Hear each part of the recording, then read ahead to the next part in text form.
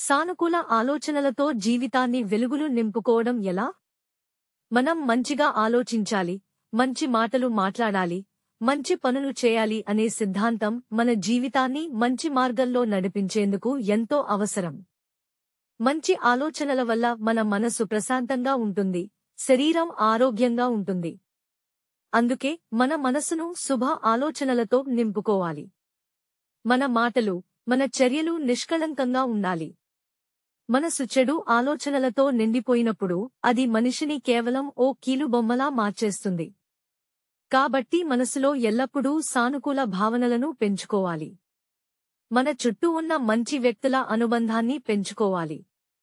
ధ్యానం, భగవంతుని ఆలోచన, మంచి గ్రంథాల పఠనం ద్వారా మనలో పవిత్ర భావనలు కలుగుతాయి.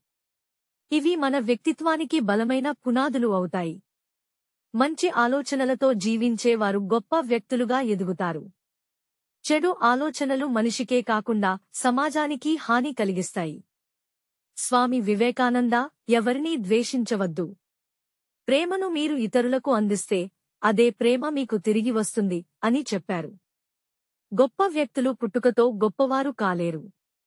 చిన్నప్పటినుంచే మంచి సంస్కారాలను అలవర్చుకోవడం వల్ల వారిలో మంచి ఆలోచనలు ఏర్పడతాయి. మంచి గ్రంథాల పఠనం ద్వారా వారి ఆలోచనలు మరింత ప్రభావవంతంగా మారతాయి.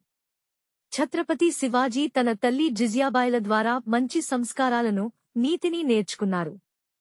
ఆమె మహాభారత, రామాయణ గాథల ద్వారా దేశభక్తిని, ధర్మబద్ధమైన జీవితాన్ని ఆయనకు నేర్పారు.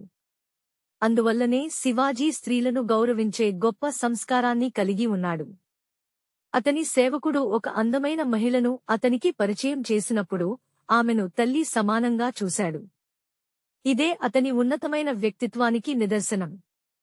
మహాత్మా గాంధీ బాల్యంలోనే సత్యం, అహింస, సహనం, శాంతి వంటి గుణాలను అలవరుచుకున్నారు. ఆయనకు ఈ గుణాలే బ్రిటిష్ పాలన నుంచి భారత స్వాతంత్ర్య సముపార్జనలో దివ్యాయుధాలయ్యాయి. ఈ గొప్ప వ్యక్తుల ఆలోచనా సంపద ఎంతో ఉన్నతమైనది, ఆదర్శప్రాయమైనది.